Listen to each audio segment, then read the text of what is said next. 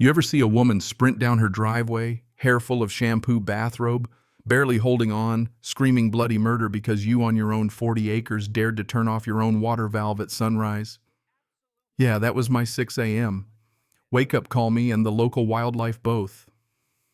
10 seconds after I flipped that valve, here comes the HOA president herself, Delilah Thornfield, with a bottle of vanilla shampoo dripping in her eyes, hollering, "He's sabotaging the whole neighborhood. Call 911 right now." She's got a phone in her hand, soap on her face, and she's trying to dial the cops on me for touching equipment that's been on my family's land since 1967.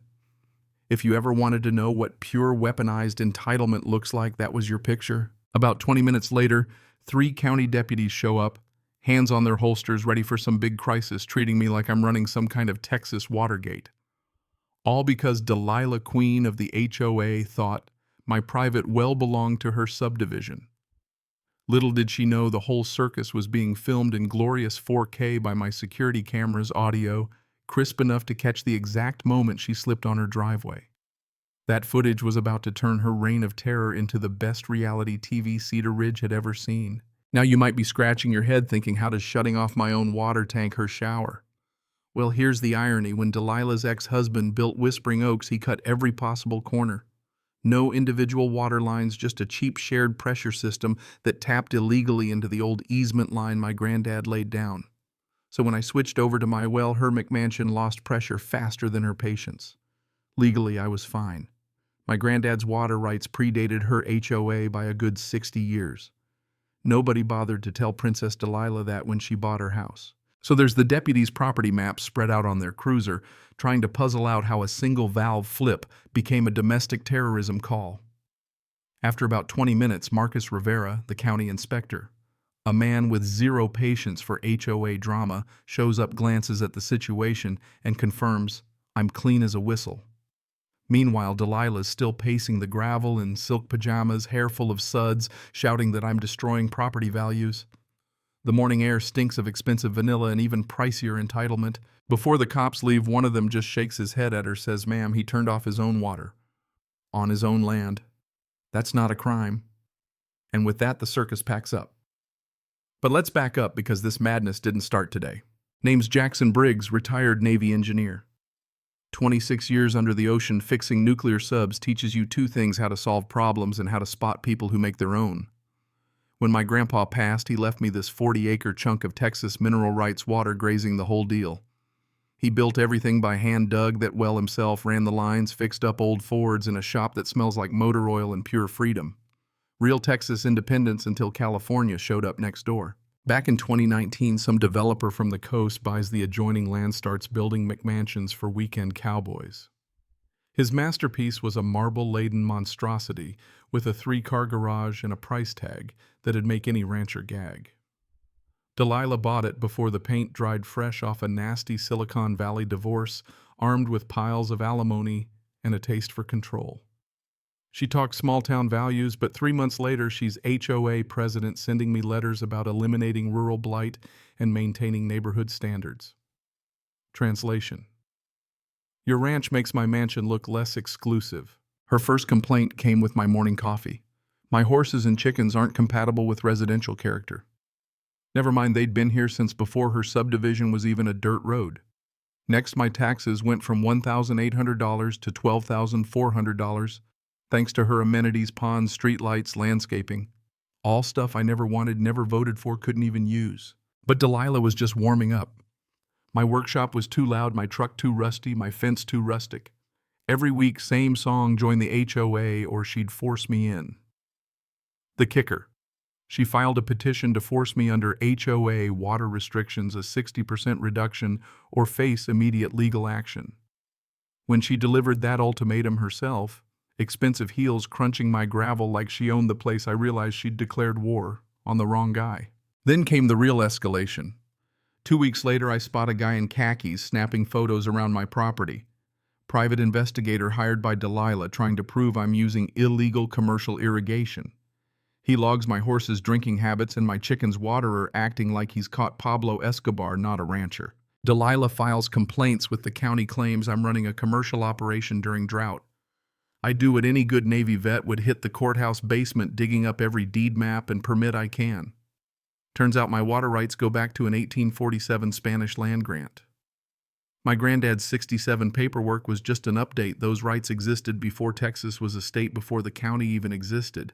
In Texas, if you own the dirt, you own the water underneath. To make it airtight, I bring in Jake Morrison, a surveyor with more experience than GPS. He discovers Delilah's beloved koi pond sits 3 feet onto my property. Her HOA built their showcase right on my land using my water. So I file a trespassing complaint and send Delilah a bill, $2,400 back rent, plus proof her pond uses more water in a month than my livestock does in 3. Here's the twist. The developer behind all this, Thornfield Development, LLC. Brad Thornfield. Delilah's ex.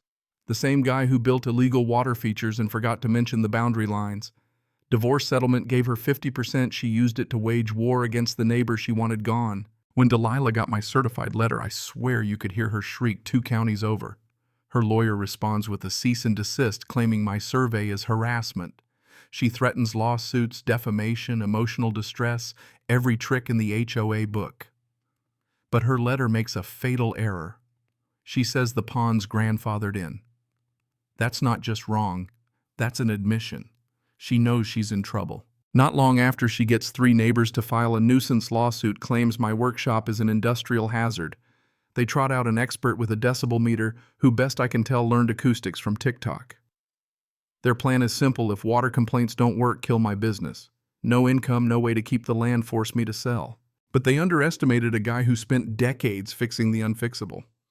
I dig up county records proving my workshop predates their noise ordinance by 15 years. Grandpa built it in 1967, zoned agricultural and light industrial. Their subdivision zoning didn't exist till 1982. Even better, Texas law requires sellers to disclose existing conflicts. Delilah never told buyers about my workshop, never. I let her own neighbors know, offer to buy back their lots for fair market minus losses. That's when Clarence Webb, retired attorney, and my quietest neighbor, shows up with a bourbon bottle and a folder thicker than a Houston phone book. Turns out he's been tracking HOA abuse cases, waiting for a shot at someone like Delilah. He's got recordings, emails, photos, proof Delilah bribed neighbors, coerced witness statements, and systematically harassed me, a veteran. This is federal civil rights territory.